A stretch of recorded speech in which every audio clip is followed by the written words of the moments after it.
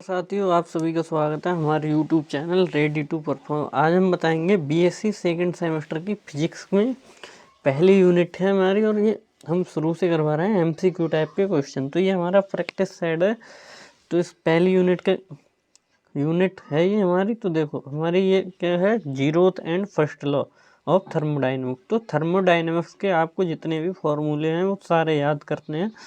और देखो हम बताएंगे इसमें कौन कौन से क्वेश्चन इंपोर्टेंट है जो आपके एग्जाम में पूछे जाएंगे। तो देखो पहला क्वेश्चन है, ऊष्मागतिकी का प्रथम नियम निम्नलिखित में से किसका स्वरूप होता है। तो जो भी हमारा जो थर्मोडाइनमिक्स होता है उसका नियम किसके लिए दिया गया है, ये तो आपने पढ़ा होगा। जो हमारा नियम है वो एनर्जी के लिए दिया गया है। तो यही इसमें आंसर आ जाए ऊष्मा परिवर्तन नियम। जो भी हमारे एनर्जी के लिए दिया है ऊष्मा परिवर्तन। तो ये वाला ऑप्शन सही है। अब देखो ये दूसरा क्वेश्चन है, और ये दूसरा ही क्वेश्चन आपके एग्जाम में आने वाला है। तो इसको आपको नोट करना है, ये दूसरा क्वेश्चन, और ये 100% पूछा जाएगा आपके एग्जाम में। तो आपको इसको बिल्कुल भी नहीं छोड़ना है। तो देखो ये रिलेशन है, और इस रिलेशन से ये हर साल आता है। तो देखो इसमें कौन सा सही होगा, डी क्यू बराबर D you plus D W. तो ये रिलेशन होगा आपका डी क्यू बराबर D you plus D W. तो इसको आपको नोट करना है और इसको याद करना है, और ये आपके एग्जाम में 100% आएगा 1 नंबर में। तो देखो अब तीसरा क्वेश्चन देखो हमारा, क्या किसी ऊष्मागतिकी निकाय का आंतरिक ऊर्जा अवस्था फलन है। तो जो इंटरनल एनर्जी कहेगा तो ये आंतरिक ऊर्जा फलन है। कोई भी हमारा थर्मोडाइनमिक्स का है जो इंटरनल एनर्जी है तो इसमें होगा यस, हाँ है। अब देखो समतापी प्रक्रम में आदर्श गैस की आंतरिक ऊर्जा क्या होती है। जो समतापी होता है हमारा, समतापी को हम जो जिसमें टेम्परेचर का कोई चेंज नहीं हो, ना एनर्जी ली जा सकती है और ना दी जा सकती है, तो उसको कहते हैं हम समतापी प्रक्रम, जिसमें टेम्परेचर हमारा समान रहता है। तो इसी में देखो क्या कह रहा है, समतापी प्रक्रम में आदर्श गैस की आंतरिक ऊर्जा कैसी रहती है, इंटरनल एनर्जी बढ़ती है। अब देखो 5वां क्वेश्चन है, यदि किसी में स्थिर आयतन का निकाय को 240 कैलोरी ऊर्जा दी जाए तो आंतरिक ऊर्जा में क्या होगा। तो जो होगा हमारा, इसको ये न्यूमेरिकल टाइप का है तो आपको इसको सॉल्व करना है। तो इसमें इसका आंसर आएगा ये 100 जूल आएगा। तो देखो आप सॉल्व करके देखना है आपको। अब देखो नीचे हमारा क्वेश्चन है 6 वाला, समतापी प्रक्रम में आदर्श गैस को दी गई ऊष्मा होती है।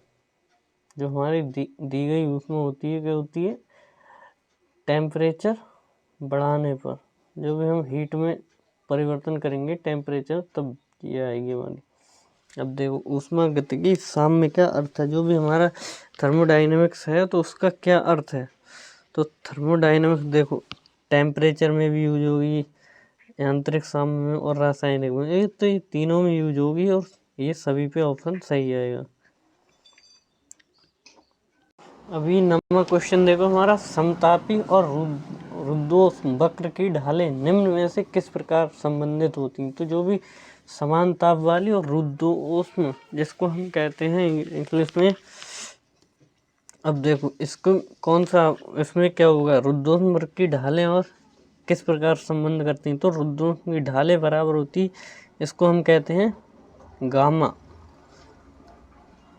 इसको हम कहेंगे गामा गुणा समतापी की ढाल, समतापी की ढाल। तो ये ऑप्शन सही है इसमें। अब देखो अब हमारा आदर्श गैस के रुद्धोष्म, तो ये आपका इम्पोर्टेंट क्वेश्चन है और ये आपके एग्जाम में आएगा, ये 100% पूछा जाएगा ये क्वेश्चन। जो भी हमारी आइडियल गैस होगी, आइडियल गैस आदर्श गैस के रुद्धोष्म प्रसार में किया गया कार्य, तो ये क्या होगा, T2 माइनस T1 होगा। W बराबर R T2 माइनस T1। अब आपको याद कैसे करना है, आप ऐसे याद कर सकते हैं, W बराबर R 21 याद कर लो, W1 बराबर 21 याद कर लो आप। 21 से हो जाएगा T2 minus T1, T2 minus T1। तो इसमें ये वाला सही होगा, तो आपको नोट करके रखना है और ये आपके एग्जाम में पूछा जाएगा। अब देखो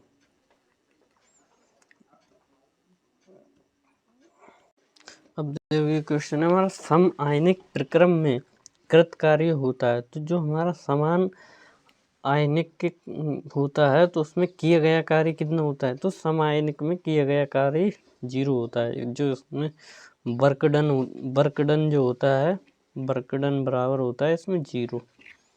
तो इसको आपको नोट करना है और इसको याद करना है, ये इम्पोर्टेंट है। ये जो भी हमारे फॉर्मूले वाले होंगे वो सारे के सारे इम्पोर्टेंट है। अब देखो नीचे ये क्या कह रहा है, यदि प्रेशर, एनर्जी और दाब आंतरिक ऊर्जा के, जो पी को प्रेशर कहते हैं हम और यू को एनर्जी, इसी से अब देखो 13वां है ये, यदि P और U और dV क्रमशः दाब, आंतरिक ऊर्जा और निकाय के आयतन में वृद्धि हो तो परिभाषा अनुसार बताइए।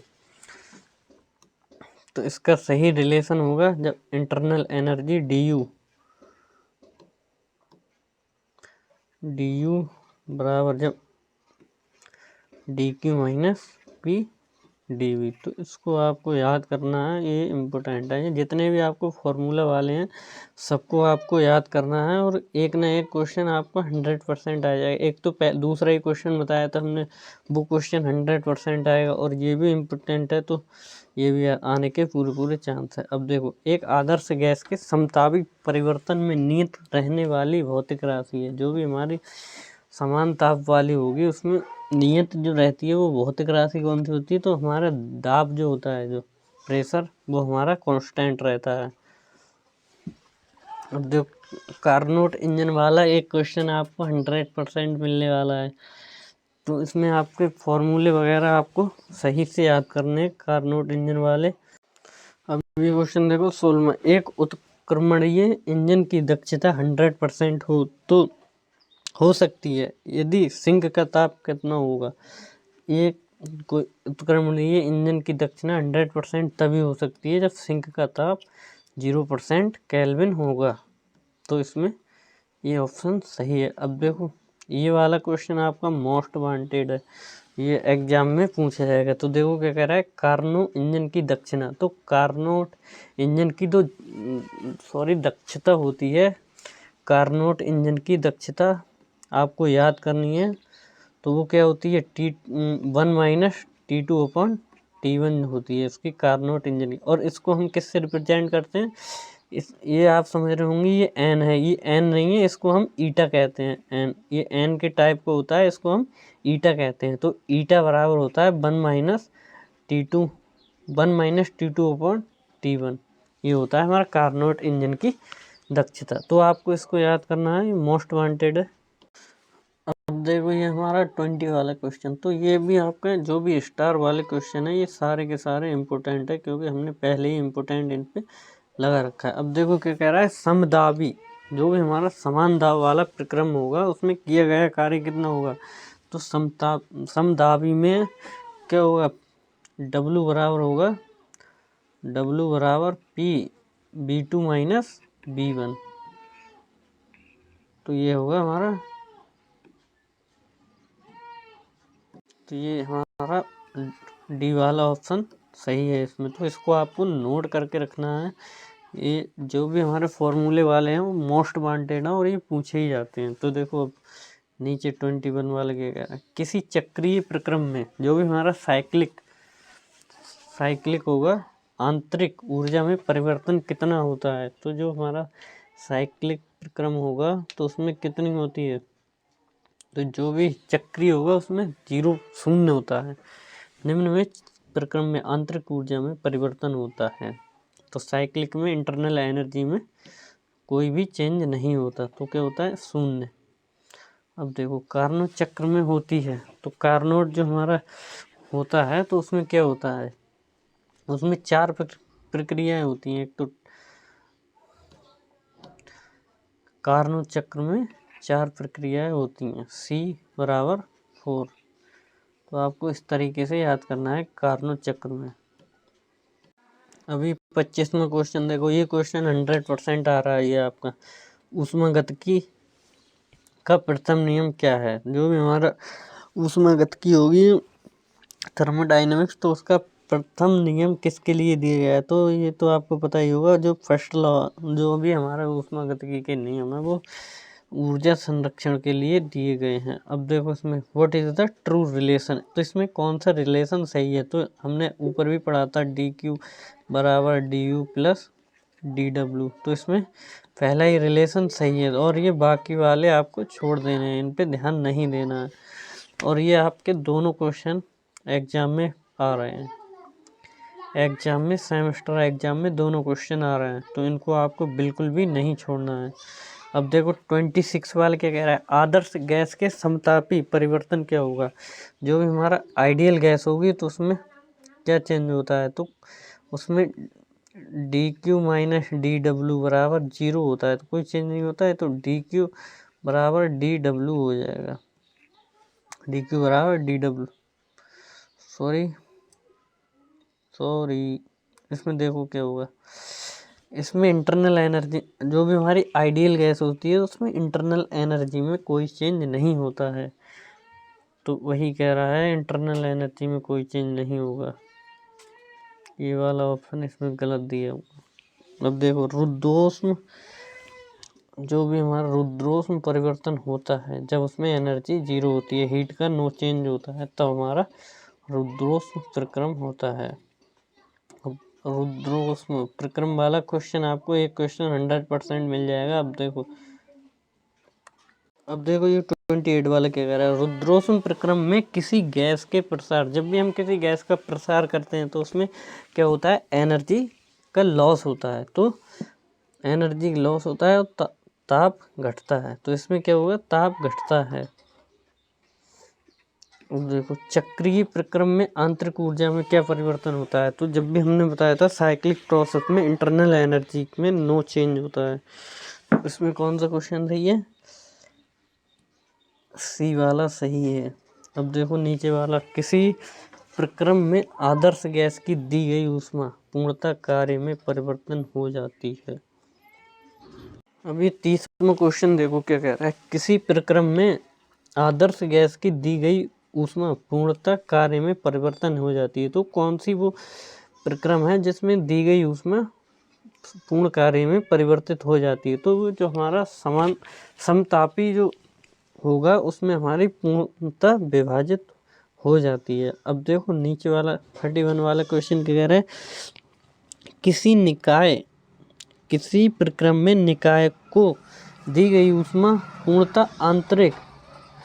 पूर्णतः उसकी आंतरिक ऊर्जा में वृद्धि करती है, तो जो कौन सा है वो हमारा जो उसकी इंटरनल एनर्जी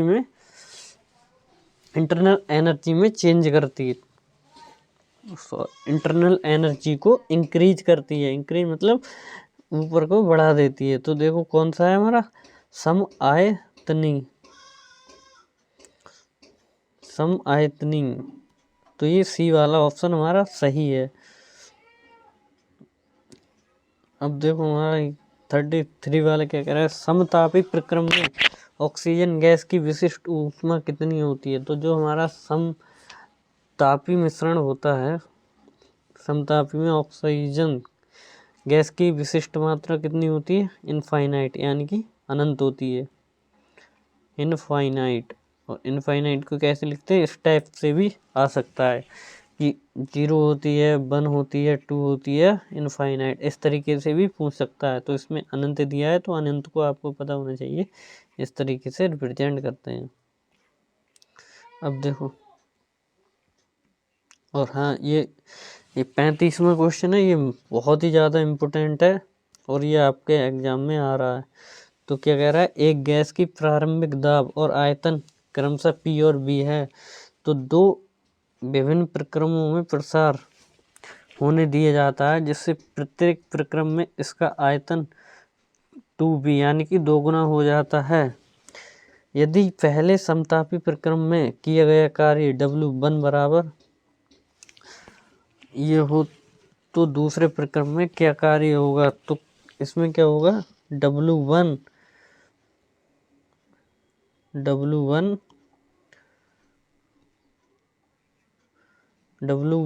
बड़ा होगा W2 से। अब देखो 36 W1 ग्रेटर देन W2। अब देखो ये वाला ऊष्मा इंजन एक ऐसी चक्रीय युक्ति है जो ऊष्मा ऊर्जा को यांत्रिक ऊर्जा में बदलती है। तो ऊष्मा इंजन हमारी एक ऐसी युक्ति है जो ऊष्मा ऊर्जा को यांत्रिक ऊर्जा में बदलती है। तो डी ऑप्शन सही है इसमें। अब देखो समय, इसमें होगा सही कथन क्या है समय। तो इसमें सही कथन क्या है, सारे देखो ऊष्मा स्रोत उच्च दाब की एक वस्तु होती है जिसमें ऊष्मा ली जाती है, ये तो आपका एनर्जी वाला हो गया। अब ऊष्मा सिंक निम्न दाब की एक वस्तु होती है जिसमें ऊष्मा दी जाती है। और अगर ये आपको तभी पता होगा जब आपने थ्योरी पढ़ी होगी, तो इसमें सारे के सारे सही हैं। अब देखो अधिकतम दक्षता वाला ऊष्मा इंजन है, तो जो भी हमारा हाईली दक्षता वाला इंजन कौन सा है, कार्नोट इंजन। तो कार्नोट इंजन हमारा सबसे ज़्यादा दक्षता वाला इंजन है। अब देखो ये इम्पोर्टेंट क्वेश्चन है, जिस पे भी स्टार लगा हुआ है, ये बहुत इम्पोर्टेंट क्वेश्चन है, इसको नोट कर लो। तो ये क्वेश्चन क्या कह रहा है, ऊष्मा इंजन की दक्षता ईटा को परिभाषित करता है। तो जो भी हमारी ऊष्मा इंजन को कौन सा करता है, किया गया कार्य अपॉन अवशोषित ऊर्जा। तो W/U होता है इसमें, ईटा बराबर, ये ऑप्शन सही है। अब देखो ये 40 वाला क्वेश्चन, एक ऊष्मा इंजन में स्रोत से Q1 ऊष्मा अवशोषित की जाती है। Q1 ऊष्मा अवशोषित की जाती है तथा सिंक को Q2 ऊष्मा निष्कासित की जाती है। एक में Q1 ऊष्मा ली जाती है और Q2 से ऊर्जा निकाल ली जाती है। तो इसमें एनर्जी पूछ रहा है, तो हमने कार्नोट इंजन की दक्षता क्या बताई थी, ईटा बराबर 1 - T2/T1 ये बताई थी। तो इसी तरीके से ये है, T2 की जगह Q2 है और इसकी जगह Q1 है। तो ईटा बराबर होगा इसमें, ईटा बराबर ये होगा। इसको आपको नोट करना है, ये तो पता ही होगा आपको। देखो आगे नीचे कार्नोट इंजन की दक्षता वाला, तो कार्नोट इंजन की दक्षता क्या है, T2/T1 - T2/T1। तो ये ऑप्शन सही है इसमें, बी वाला। ये आपको याद करना है, ये मोस्ट वांटेड है, ये पूछा ही जाएगा कार्नोट इंजन की दक्षता। अब देखो ये समान ताप के मध्य कार्य करने वाले उत्क्रमणीय इंजनों की दक्षता क्या होती है। जो भी हमारे जो इक्वल काम कर रहे होंगे दोनों, तो उनकी दक्षता भी बराबर होनी चाहिए। तो इसमें समान होती है, ये ऑप्शन सही है। अब देखो ये 44 वाला क्या कह रहा है, कार्नोट चक्र पूर्ण करने पर कार्यकारी पदार्थ की आंतरिक ऊर्जा क्या हो जाती है, प्रारंभिक मान के बराबर हो जाती है। तो इसमें हमारा सी वाला ऑप्शन सही है।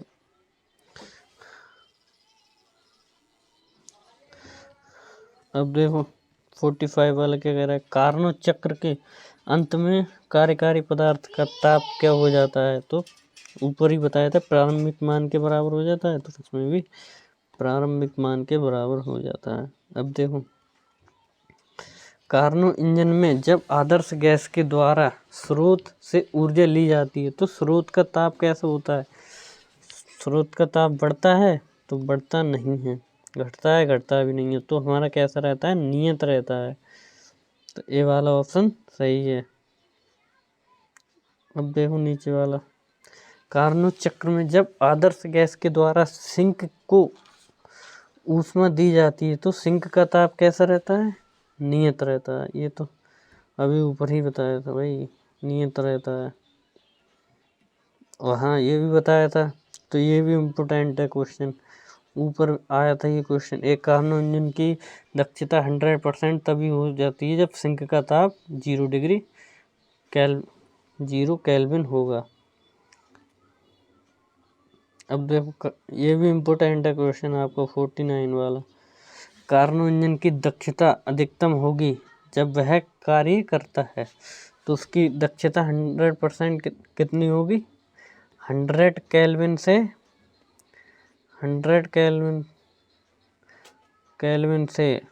10 केल्विन के बीच होगी।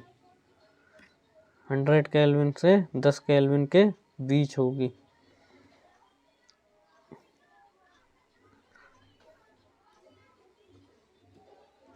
अब 51 वाला देखो, 200 डिग्री सेल्सियस व 0 डिग्री सेल्सियस तापों के मध्य कार्य करने वाला इंजन की दक्षता N1 है तथा 0 डिग्री से 200 डिग्री तापों के मध्य कार्य करने वाले इंजन की दक्षता N2 है। तब क्या होगी इसकी?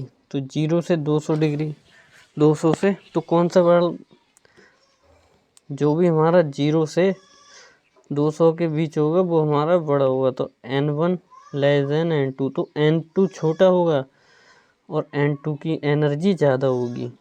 तो यही कह रहा है N1 लेस देन N2। अब देखो, एक कार्नो इंजन भाप बिंदु व हिमांक के मध्य कार्य करता है, तो इसकी दक्षता कितनी होगी? तो इसकी जो दक्षता होती है तो वो 25% के समथिंग होती है। तो यहाँ पे 25 होगी, 26 होगी या 27 होगी। तो देखो, तो 25, 26, 27, तो यहाँ पे कितनी दे रखी है? 26.81% दे रखी है। तो यहाँ पे 25 भी दे देता, 26 भी दे देता, तो वही होती इसकी। तो एग्जैक्टली यही होगी, इससे ज़्यादा नहीं होगी।